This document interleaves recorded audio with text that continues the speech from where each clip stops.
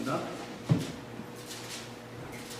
사도행전 5장 1절부터 11절까지.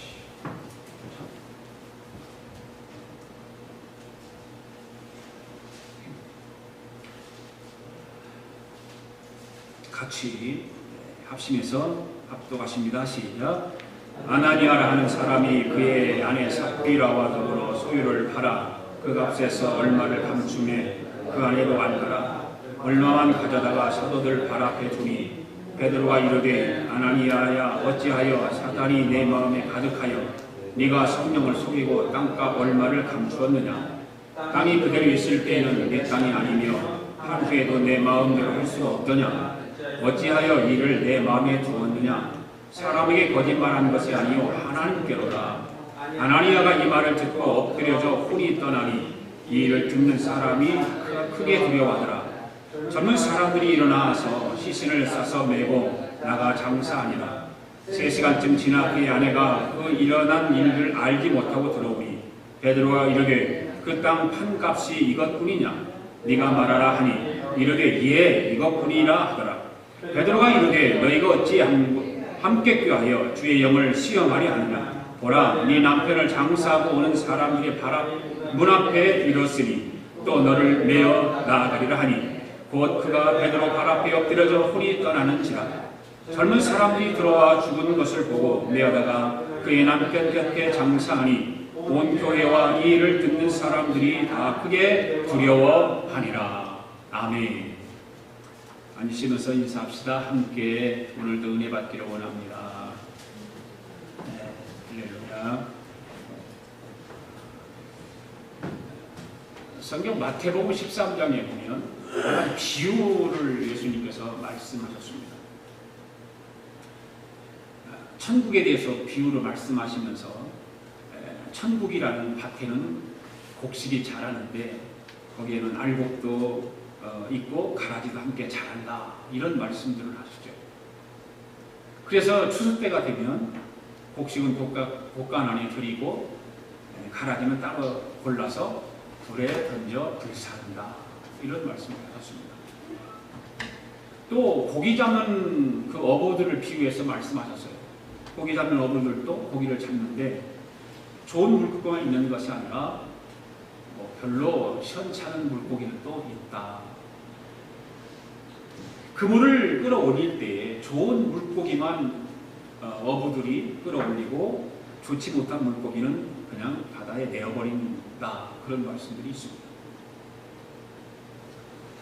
이 비유의 말씀들을 교회로 비유해서 말씀을 드려보겠습니다. 교회 안에는 다 거룩하고 천사 같은 사람들만 모이는 것이 아니라 그렇지 못한 사람들도 있다라고 생각을 합니다. 믿지 않는 사람들보다 더 못한 사람들도 교회 안에는 있습니다. 그리고 교회 안에는 모든 일들이 은혜로운 일들만 있는 것이 아니라 그렇지 못한 일들도 있습니다. 왜 그럴까요? 인간은 완전하지 못하기 때문인 것입니다. 교회는 성령이 역사하는 곳이기도 하지만 마귀도 함께 역사합니다. 교회는 은혜스러운 곳이기도 하지만 교회 안에도 시험이 있습니다. 오늘 본문의 말씀에 오면 그러한 것들을 잘 우리가 이해하고 깨달을 수가 있습니다. 오순절날 성령이 강림이 시작되었습니다. 초대교회가 아주 은혜스러웠습니다. 그리고 잘 성장해 왔습니다.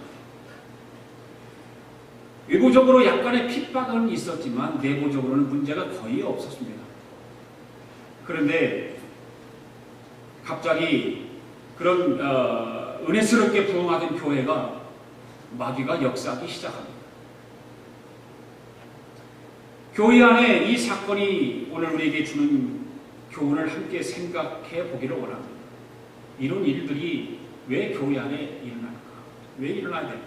왜 일어났을까? 아나니아와 삽비라 이 두 부부의 그 신앙생활을 통해서 우리에게 던져주는 교훈은 무엇일까? 이미 여러분들은 이 아나니아와 삽비라에 대해서는 너무 잘 아는 이야기들입니다. 돈 이야기입니다. 헌금 이야기입니다. 교회 안에서는 이런 이야기를 잘 안 하려고 하죠. 좋은 이야기만 하고 복된 이야기만 하고 들어서 기분 좋은 이야기만 하려고 하죠. 그러나 사도행전을 강의를 하다 보니까 이 말씀이 나오니까 그냥 건너뛸 수가 없어요. 뭐 해야 되거든요. 자, 오늘도 증인들의 이야기 15번째 이야기입니다. 아나니와 삽비라가 주는 교훈이 무엇일까? 오늘도 저는 본문의 말씀을 통해서 3가지 교훈을 얻고자 합니다. 첫째로, 유정빈 헌신은 도리어 화를 자초한다라고 하는 것을 깨닫습니다. 1절과 2절 말씀 같이 읽습니다. 시작. 아나니아라 하는 사람이 그의 아내 삽비라와 더불어 소유를 팔아 그 값에서 얼마를 감춤해 그 아내도 알더라. 얼마만 가져다가 사도들을 발 앞에 두니. 초대교회 성도들은 은혜를 많이 받고 그 성령의 역사로 인해서 이 나눔의 그런 일들을 하기 시작합니다. 그래서 사도들 발 앞에 자기들의 모든 소유를 팔아다 갖다 놓고 서로 공동 생활을 하고 공동체로 생활합니다. 자발적으로 자신의 소유를 팔아서 어려운 이웃들에게 나눠주는 거예요. 참 그 당시에는 아마 이 성령의 역사가 있었을 때는 성도들이 교인들이 많이 가난했던 그런 일이 있었던 것 같아요. 그러니까 소유를 팔아서 어려운 이웃에게 나눠줍니다. 4장 마지막 부분에 보면 이 일에 제일 앞장섰던 사람이 누군가? 바나바라고 하는 사람입니다. 바나바라고 하는 사람이 자기의 소유를 다 팔았습니다. 그리고 구제에 힘썼습니다. 그러니까 하나님의 날마다 구원받는 사람들 더해 주셨습니다. 바로 그때 초대교회 부흥의 기운을 깨트린 엄청난 사건이 일어났는데 바로 아나니아와 바나바 사건인 것입니다. 엄청난 부흥과 엄청난 그런 힘들이 있어서 정말 교회가 신나게 지금 부흥하고 하고 있는데 한 부부를 통해서 엄청난 사건이 일어나는 것입니다. 그 당시에 엄청난 재산을 자발적으로 팔아서 교회에 바친 그 바나바의 명성이 사람들에게는 귀감이 되기도 했지만 나도 바나바처럼 좀 사람들에게 인기 좀 끌어보고 싶다라고 하는 생각이 가진 사람도 있었을 것이다 그 말이죠. 그런 장면을 본 아나니아와 삽비라 자기도 바나바처럼 좀 소유를 팔아서 하나님 앞에 드려보기로 생각한 것입니다. 자기 재산의 소유의 일부를 바치는 것도 참 힘들은데 가지고 있는 재산을 다 소유를 팔아서 전부를 바친다고 하는 것은 쉬운 것이 아닙니다. 너무 힘든 것입니다. 아무리 은혜를 받고 성령 충만해도 이러한 일을 결정하고 행한다고 하는 것은 그렇게 쉬운 일은 아닌 것입니다. 그런데 아나니아와 삽비라는 실제로 팔았습니다. 그런데 이 아나니아와 삽비라가 다 팔아서 팔기는 팔았는데 팔아서 어떻게 했습니까? 복을 받았으면 얼마나 좋겠어요. 그런데 이 두 사람이 하나님의 저주를 받아 죽습니다. 여러분, 복을 받을 일 했으면 복을 받아야 할 텐데 왜 저주를 받았을까? 오늘 2절에 보니까 그 값에 얼마를 감춤해 그 아내도 안더라 이거예요. 하나님하고 자기 개인적으로 약속을 했겠죠. 감동이 왔어요. 바나바의 그 모든 명성과 교회 안에서 인기와 사람들에게 칭송받는 것을 보고 아나니아와 그 마음이 있었던 것이죠. 그래서 마음속으로는 나도 재산을 좀 팔아서 하나님을 다 드려야 되겠다. 바쳐야 되겠다. 그냥 막상 팔고 보니까 아까운 생각이 들죠. 여러분, 아나니아가 자기 재산을 팔 때까지는 참 좋았습니다. 막상 팔고 나니까 욕심이 생기지 않습니까? 욕심이 조금씩 생기기 시작하니까 욕심이 생기면 무슨 마음이 생길까요? 욕심이 생기면 아까운 생각이 들지 않겠습니까? 아깝죠? 그래서 자기 소유를 판 그 값에 얼마를 감추고 일부만 가져다가 사도들 발 앞에 놓았습니다. 여러분, 누가 지금 이 일을 하고 있습니까? 아나니아라고 하는 사람입니다. 그러면 삽비라는 무엇을 하고 있었습니까? 자기 남편이 지금 이상한 짓을 하고 있습니다. 그러면 그것을 보고는 당신 그러면 안 된다고 만류했어야 하는데, 그런데 아내들은 삽비라는 그 사실을 알면서 만류하지 않습니다. 왜 만류하지 않았을까요? 아내들은 삽비라 역시 자기 남편 아나니아와 똑같이 아까운 생각이 들기 시작한 거예요. 왜 자기 소유를 다 팔아서 바치려고 했을까? 우리는 여기서 아나니아와 삽비라가 자기 소유의 재산을 팔아서 바치려고 하는 동기가 무엇일까? 과연 말씀의 은혜를 받고 나서 성령님의 감동과 감화를 따라서 한 일일까? 어떤 순간적인 충동에 의해서 이렇게 일을 벌이는 일일까? 조금 전에도 말씀을 드렸지만 구브로에서 난 요셉이라고 하는 바나바라고 하는 사람이 재산을 다 팔아 바쳤습니다. 그러니까 사람들로부터 인정을 받기 시작하고 사랑도 받기 시작하고 칭송도 받기 시작하는 것입니다. 교회 안에서 그렇게 인정받고 칭송받는 모습을 아나니아가 보는 거예요. 그러더니 인간적인 시기심이 생기기 시작했겠죠.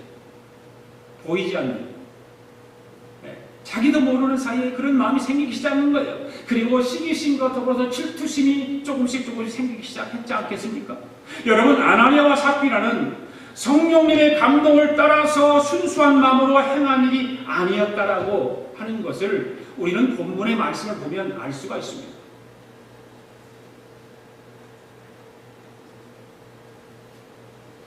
이 비신앙적인 동기를 가지고 하게 되면 어떻게 될까요? 바로 자기의 헌신을 하기는 하는데 위장된 헌신을 하게 되는 거예요. 감추는 거예요. 자기 속을 감춰요. 자기 생각을 감추는 거예요. 위장으로 겉만 드러내는, 겉도 제대로 드러나지 않는 위장된 헌신을 하고 있는 것입니다. 그렇다면 이러한 아나니아와 삽비라 행동들이 오늘 우리에게 무엇을 깨닫게 할까라고 하는 것입니다. 오늘 우리가 하나님 앞에 봉사를 할 때든지 헌신을 할 때, 또한 주님 앞에 헌금을 드릴 때 사람을 의식하지 말라는 것입니다. 사람을 의식하게 되면 똑같이 아나니아와 같은 마음이 생기게 되어 있습니다. 누구든지. 억지로 하지 말고 자원하는 마음으로 해야 한다 그 말입니다. 가식적인 마음으로 하지 말고 순수한 마음을 가지고 하라는 것입니다. 성경에는 하나님 앞에 헌금을 드릴 때 어떻게 드리라고 하는 말씀들이 많이 있습니다.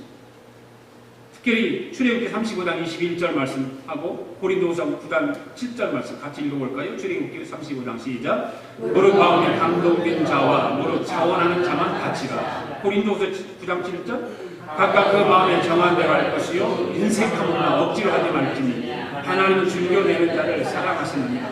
아멘. 오늘 우리는 아나니아와 삽비라 같이 하나님 앞에 드리는 헌신이 위장된 헌신이 되지 말아야 하는 것입니다. 저는 여러분이 하나님 앞에 헌금을 드리는 헌신에 대해서 강요는 하지 않습니다. 왜 11조를 안 합니까? 왜 안 합니까? 그런 말 잘 안 합니다. 저는. 그러나 저는 제 기도하면서 여러분의 믿음대로 하기를 원해요. 여러분의 믿음대로 하기를 원해요. 믿음이 적은 사람은 어쩔 수 없어요. 아무리 강요를 하고 설교를 하고 해도 안 되는 걸 어떻게 합니까? 믿음대로 하는 것입니다. 11조 헌금이든지 감사 헌금이든지 선교 헌금이든지 자원하는 마음으로 즐겨드리는 마음으로 하시기 바랍니다. 목회를 하다 보면 성도들의 그 헌신하는 신앙생활을 보게 됩니다. 그 헌신을 육체적으로 교회에서 봉사하고 이런 것도 보지만 헌신하는 걸 보면은 대부분 헌금으로 나타나는 것을 보게 되죠.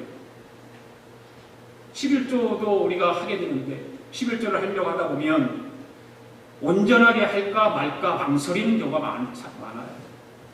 온전하게 하자니 아까운 생각이 듭니다. 그렇다고 안 바치자니 마음이 편하지 않습니다. 그래서 수입의 일부만 합니다. 우리 아가페 교회 성도들은 그러한 분이 한 분도 없다고 저는 믿습니다. 그러나 하나님을 속여서는 안 되는 거예요. 하나님을 속이는 건 아닙니다. 갈라디아서 6장 7절 말씀 보십시오. 시작. 스스로 속이지 말라. 하나님은 없인 여김을 받지 아니하시나니 사람이 무엇으로 심든지 그대로 거두리라. 심는 대로 거둔다라고 말씀하고 있는 거예요. 하나님을 속이고 유장된 11절을 바치는 우리 아가페 교회 성도들이 되지 않기를 바랍니다.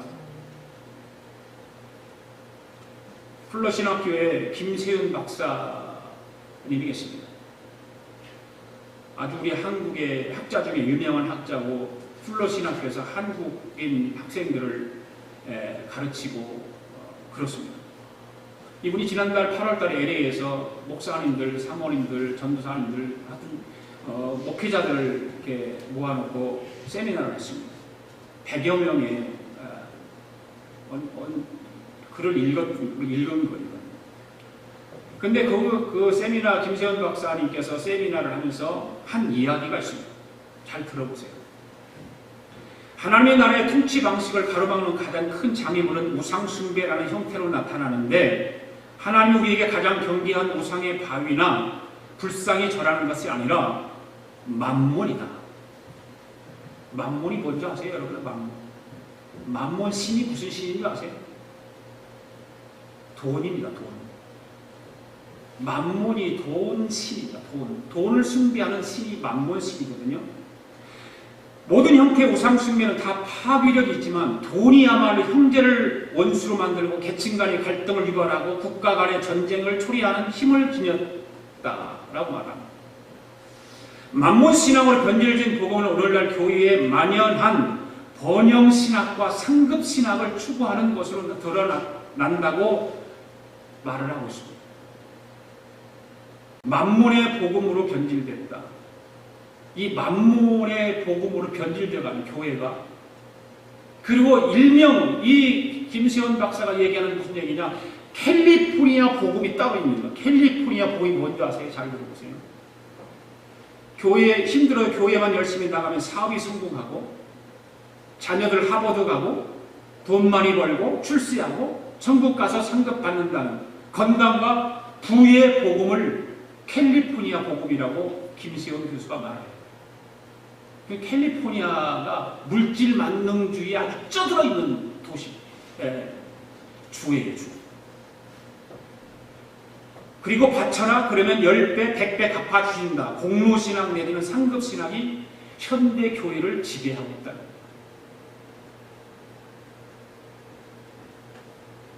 이 김 교수는 또 이야기합니다. 안녕과 행복을 보장하고자 하는 것이 만몬신앙의 핵심이라고 말하고요. 이웃을 착취하게 만들고 고난의 죽음을 중대시키는 사단의 통치 방식이 만몬신앙입니다. 때문에 그러면서 권면합니다. 노동에 대한 정당한 대가만 받되 재물을 많이 쌓아두지 말고 하나님이 주신 은사와 직업과 형편에 따라 이웃을 도우라고 말하고 있습니다.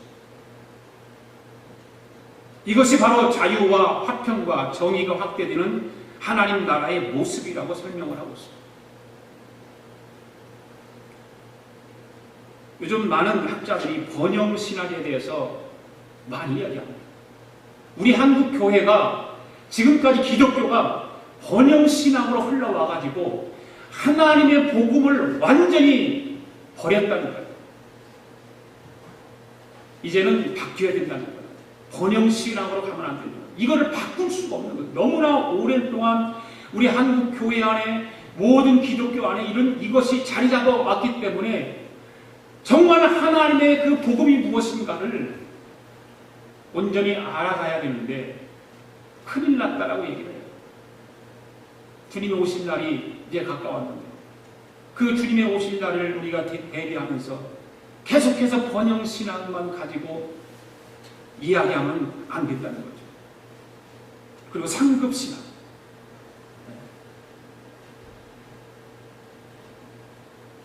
열심히 하면 하나님이 축복해 주신다. 열심히 하나님을 바치면 100배 복을 주신다. 이런 이야기. 교회가 지금까지 그렇게 흘러왔기 때문에 참 어렵다는 것입니다. 사랑하는 성도 여러분, 오늘 아나니아와 삽비라와 같이 유장된 헌신은 하나님의 진노를 살 수 있다는 사실을 우리는 바로 알아야 됩니다. 그래서 바른 신앙으로, 바른 헌신으로 하나님의 영광을 드러내는 저와 여러분 되기를 원합니다. 그 다음에 두 번째로 성령을 속이는 자는 하나님의 징계를 받는다는 거예요. 3절 4절 읽습니다. 시작. 베드로가 이르되 아나니아야 어찌하여 사단이 내 마음에 가득하여 네가 성령을 속이고 땅값 얼마를 감추었느냐. 땅이 그대로 있을 때에는 내 땅이 아니며 한 후에도 내 마음대로 할 수가 없더냐. 어찌하여 이 일을 내 마음에 두었느냐. 사람에게 거짓말한 것이 아니요 하나님께로다. 아멘. 아나니아와 삽비라는 소유의 재산을 팔아서 감출 때 자신들 외에는 아무도 모른다고 생각하는 거죠. 그렇죠? 어리석은 우리들도 그런 죄를 범하잖아요. 아무도 모른다고 생각하지 않습니다. 그러나 성령님께서는 그 사실을 다 알고 계셨습니다. 그렇습니다. 성령님은 우리의 마음과 생각까지도 다 알고 계십니다. 할렐루야. 다 알고 계세요. 사람은 부부지간에도 남편과 아내는 서로 속이고 그럴 수 있지만 성령님은 속일 수 없다는 이야기입니다. 그럼에도 불구하고 이 아나니아가 어떻게 합니까? 일부를 감추고 나머지 일부만 바치고 전부인 것처럼 바치는 것은 뭘까? 벌써 먼저 자기 양심을 속였다는 거예요. 하나님께서 우리에게 다 모든 사람에게 양심을 다 부어 넣어 주셨는데 그 양심을 속였다는 것입니다. 그 다음은 하나님의 종들을 속인 것이고 그 다음에 성령님을 속인 것이 된 것입니다. 오늘 여기서 또 생각해 보아야 할 것은 사도들을 속인 것은 사람에게 거짓말한 것이 아니라 성경에서는 뭐라고 말합니까? 하나님께 거짓말한 것이다 라고 말하고 있습니다. 또한 자신이 받은 재물의 일부를 감추고 마치 다 바친 것처럼 행동하는 것이었어요. 이 행동이 사람은 속일 수 있지만 하나님은 속일 수 없다라고 성경은 우리에게 분명하게 가르쳐주고 있습니다.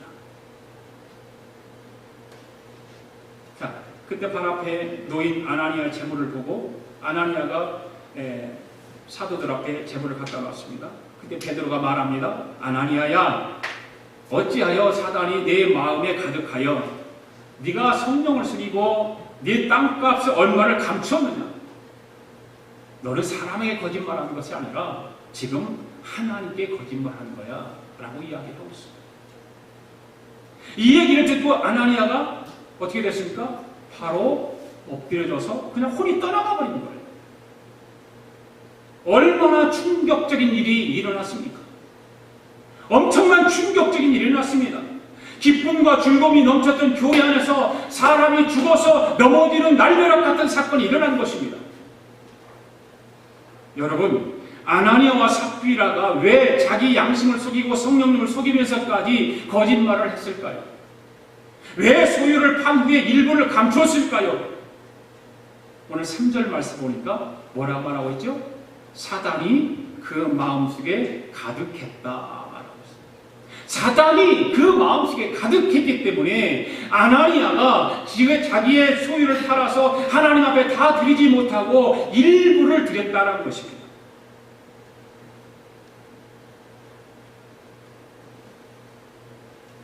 바로 사단의 역사였습니다. 사단에게 속고 사단의 지배를 받았습니다. 성경은 말합니다.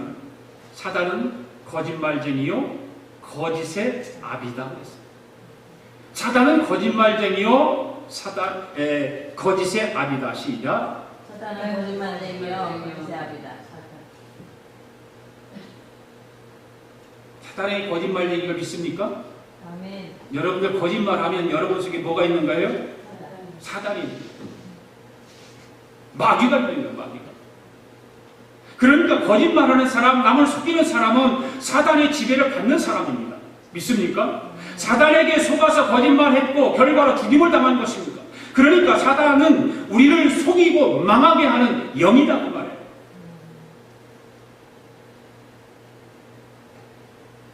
우리 아가페 성도들은 사단의 미혹을 받아 성령을 속임으로 하나님의 징계를 받지 않기를 바랍니다. 아멘. 그 다음에 세 번째는 회개의 기회를 놓치지 말아야 된다. 그 말. 회개의 기회를 놓치지 마. 7절, 8절 있습니다. 시작. 3시간쯤 지나 그의 아내가 그 일어난 일을 알지 못하고 돌아오니 베드로가 이르되 그 땅 판값이 이것뿐이냐? 네가 말하라 하니 이르되 예 이것뿐이나 하더라. 사람들이 죽은 아나니아의 시신을 메고 나가 장사했습니다. 그런데 그 사실을 알지 못하고 3시간쯤이 지나서 아나니아의 아내 삽비라가 교회 안으로 들어온 거예요. 그때 삽비라에게 베드로가 물어요. 삽비라야, 그 땅 판값이 이것뿐이냐? 네. 아나니아가 이미 바친 것이니까 이것뿐이냐? 물어요. 그래 삽비라가 예 이것뿐입니다 라고 대답을 합니다. 여러분 성경을 보면 아내는 남편을 돕는 뭐라고 하죠? 배필이다. 아내는 남편을 돕는 배필이다. 그런데 요즘 시대는 좀 바뀐 것 같아요. 성경을 바꿔야 되는 건지 어떻게 해야 되는지 모르겠어요. 요즘은 남편은 아내를 돕는 배필이다. 그렇게 해야 맞아요. 요즘은 그렇게 되는 것 같아요. 요즘 젊은 사람들 사는 거 보면 남편은 아내를 돕는 배필이다. 근데 성경은 이렇게 말하고 있지 않아요. 아내는 남편을 돕는 배필이라고 말하고 있습니다. 자기 남편이 지금 부정한 일을 하고 옳지 못한 일을 하려고 할 때 그것을 지적을 하고 못하게 하도록 만들어야 그래야 되지 않습니까? 그것이 남편을 돕는 일이고 가정이 잘 되고 복을 받는 비결인데, 그런데 삽비라는 아내로서의 역할을 제대로 감당하지 못했습니다. 여러분 베드로가 지금 몰라서 삽비라에게 물었을까요? 몰라서 베드로가 땅값 파는 것이 이게 전부냐고 물었을까요? 아닙니다. 베드로는 삽비라에게 기회를 준 거예요. 무슨 기회를 줬어요? 회개할 수 있는 기회를 준 거예요. 물에서 물은 거예요. 좀 정직하게 대답하는 기회를 준 것입니다. 그런데 삽비라는 여전히 자기 남편과 똑같이 예, 다 합니다. 이게 전부입니다. 그 말이 떨어지자마자 엎드려지고 혼이 떠났다 이렇게 말하고 있어요. 베드로가 물었을 때에 양심의 가책을 느끼고 지은 죄를 회개했더라면 용서받을 수 있었을 것입니다. 여러분 아나니아와 삽비라 사건이 주는 교훈이 무엇이라고 생각하십니까? 성도들은 자기 소유를 다 팔아서 하나님께 바쳐야 한다는 것일까요? 11조와 감사헌금을 떼어 먹으면 당장 벼락 맞아 죽는다는 이야기일까요? 성경에 그런 이야기 하나도 없어요. 헌금은 믿음대로 하면 되고 성령의 감동을 따라 하면 되는 것입니다. 하나님은 헌금 생활이 약한 것 자체에 대해서는 안타까워하는 마음은 가지고 계시지만 그것 때문에 벼락을 내리시는 분은 아니에요.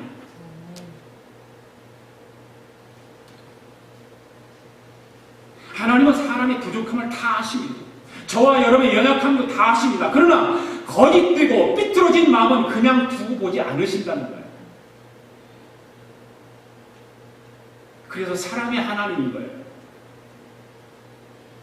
거짓되고 삐뚤어진 마음도 하나님은 사랑으로 감싸주고 그런 하나님이 아니라 거짓되고 삐뚤어진 마음은 하나님께서 두고 보지 않는 거예요. 왜 아나니아와 삽비라가 급사했습니까?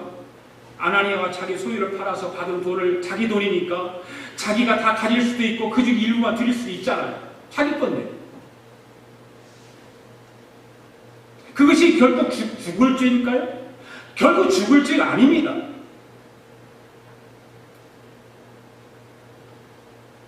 문제는 바나바처럼 명성을 얻으려고 일부를 바치면서 다 바친 것처럼 위선을 떨었다는 거예요. 위선을 떨어요. 베드로가 분노한 것은 그 부부가 전 재산을 내놓지 않아서가 아니라 거짓으로 전 재산을 내놓은 것처럼 속였다는 거예요. 이 장면을 보면 하나님이 얼마나 인간의 유선을 싫어하시는지 알 수가 있어요. 왜 주님께서 바리새인들을 싫어하셨을까요? 유선자이기 때문에 싫어하신 거예요.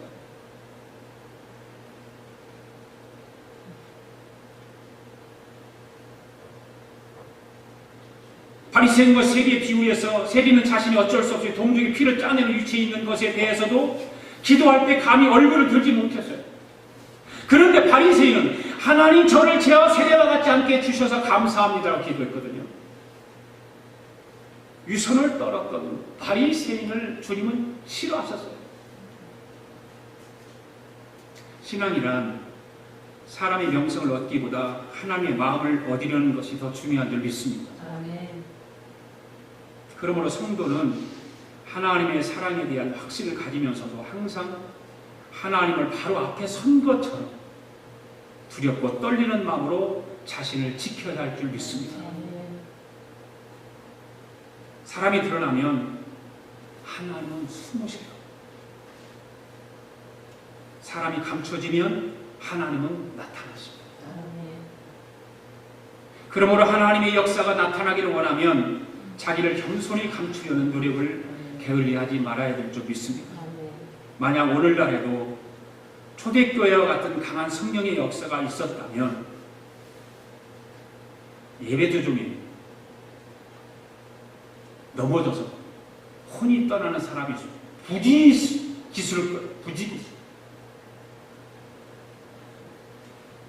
초대교회 같은 일들이 안 일어나기를 다행이지. 결국 성령 충만은 자기 도취가 아니라 거룩함을 향한 무서운 도전인 거예요. 신앙생활 이런 도전 없이 신앙생활을 어떻게 해요? 거저주는 건 아니잖아요. 이런 도전 정신을 가지고 신앙생활을 하는 것이지 예수님을 닮아보려고 도전을 해보고 애 써보고 해야 되는 것이지 그냥 성령님이 가만히 나한테 와서 내 모든 것을 지배하고 통치하고 내가 하기 싫은 것 성령이 이끌어주나요? 도전 정신이 있어야 되는 거예요. 오늘 본문을 보면 여러분은 이런 생각을 해보지 않았습니까? 왜 인간의 연약함을 아시는 하나님이 왜 그런 충격적인 요품을 사용하셨을까? 다 아시는 게 하나님이에요. 가끔 사람들하고 이제 믿음이 없는 사람들이라든지 교회 안 다니는 사람들하고 얘기를 해보면 그런 얘기 하잖아요. 왜 하나님이 사랑의 하나님인데 왜 사람을 죽이냐? 왜 마귀를 만들어가지고 에덴 동산에서 쫓겨나게 하고 죄를 지켜봤느냐? 그렇게 얘기하는 사람이 있잖아요. 그런 얘기를 들어보면 언뜻 이해는 가지요. 그러나 그만큼 초대교회가 한편으로는 순결했다는 거예요. 또 한편으로는 순결함을 필요로 했다는 뜻이에요.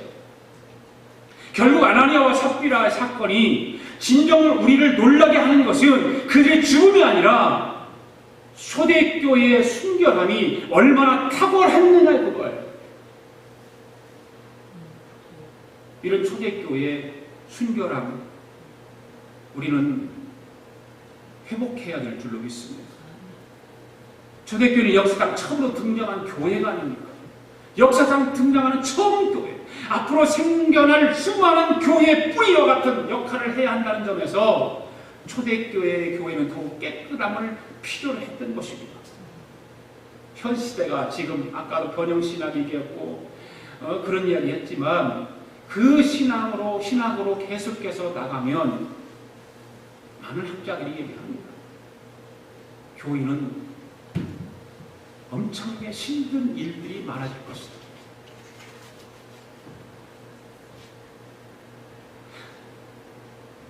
성령 충만하기 위해서 거룩함을 향해서 무서운 도전을 향해서 가야 되는데 그냥 흐르는 물 따라가다시 줄줄줄 흘러가 버리면 교회는 무지무지하게 힘들어질 것이다. 초대교회가 생겨났을 때 교권을 잡은 자들이 엄청난 핍박이 있었습니다. 그런데 그런 외적인 핍박은 오히려 교회를 어떻게 했습니까? 더 단합하게 만들었잖아요. 더 힘있게 만들었어요. 반면에 아나니아와 삽비라 사건은 교회 내부에서 일어난 사건이었습니다. 어떻게 보면 외적인 그런 위협보다도 내적인 문제가 교회에 더 큰 위협 요소가 될 수 있었다는 거죠. 실제로 교회는 외부의 위협보다는 내부의 문제로 쓰러지는 교회들이 많습니다. 교회 안에서 문제가 있기에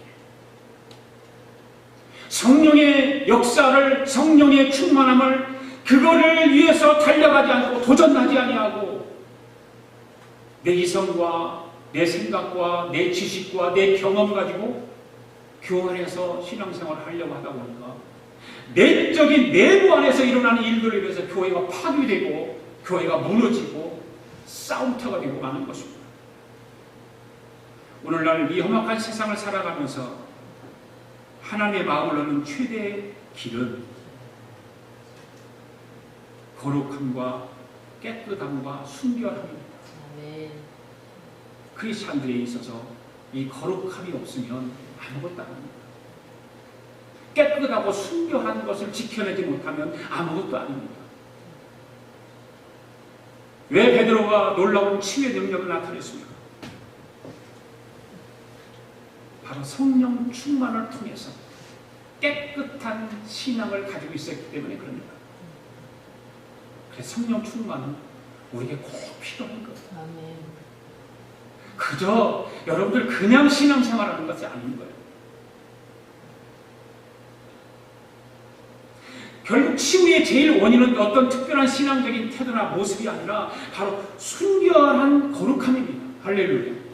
그 순결한 거룩함이 교회 안에, 우리의 가정 안에 있을 때에 그 교회는 성령 충만할 것이고 우리 가정이 성령 충만하게 될 줄로 믿습니다. 아멘. 깨끗한 성도의 삶과 교회의 삶에서 무엇보다도 중요한 것입니다. 순결한 거룩함. 이것이 현대 신앙, 현대 크리스찬들에게 이것이 보장되지 않고 이것을 향해서 도전하고 달려가지 않으면 교회는 무너지는 것이고 우리의 신앙도 그냥 세상 따라가는 거예요. 그냥 이리 왔다 저리 갔다 여기서 이러면 이리 가고 저기 저러면 저리 가고. 여러분, 아나니아의 이름은 여호와의 은혜라는 뜻을 가지고 있어요. 그리고 삽비라의 이름은 아름다움이라는 뜻이 가지고 있어요.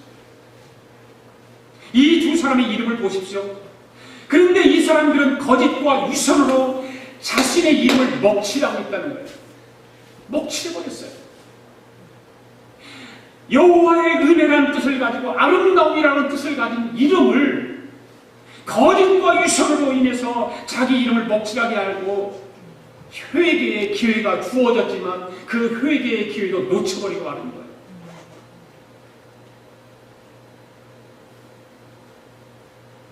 오늘 성도들을 향해서 세상에서는 크리스천들이다, 또 교회는 성도다, 이런 말을 합니다. 그리고 저는 목사고 또 우리 권사님도 계시고 또 집사님들이시고 사모님이시고 다 그렇습니다. 우리는 교회 안에서 직분을 다 가지고 있어요. 직분의 이름을 다 가지고 있어요.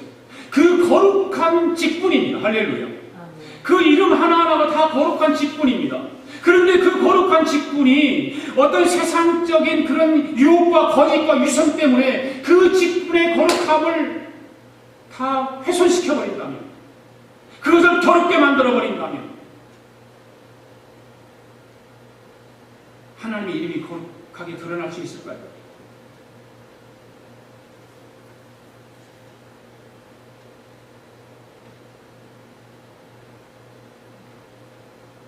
하나님의 무한하신 사랑과 용서만 믿고 매일 한 주간 또 세상 속에다 죄 짓고 살다가 주일날 가서 회개하면 되지 뭐.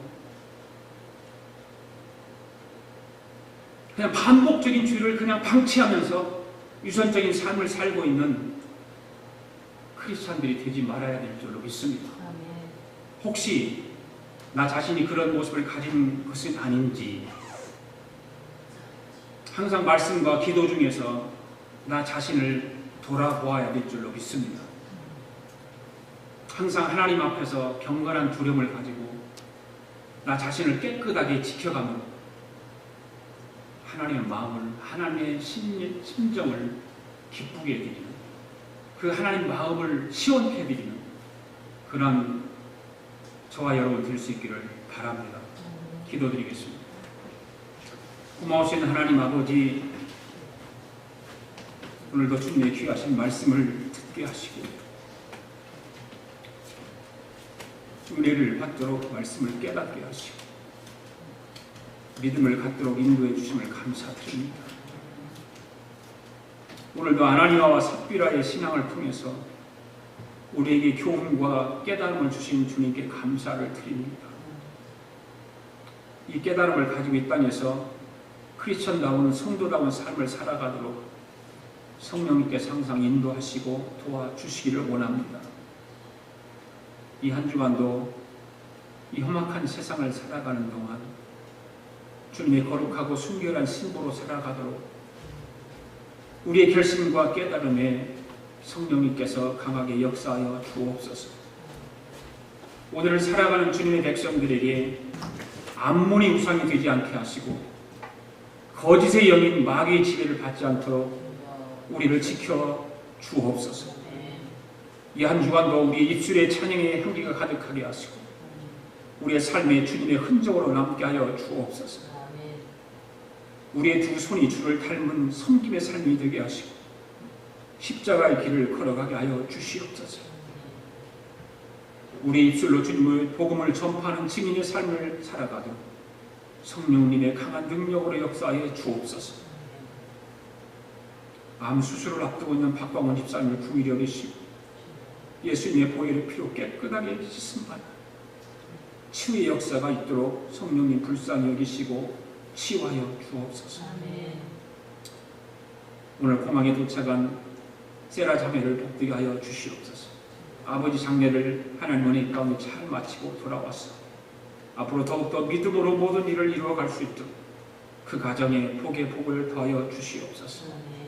사랑하는 성도들 가정마다 주님의 보호하심과 인도하심으로 복된 가정들이 되도록 인도하여 주시고 축복하여 주옵소서. 감사드리며 예수님의 이름으로 기도드립니다. 아멘.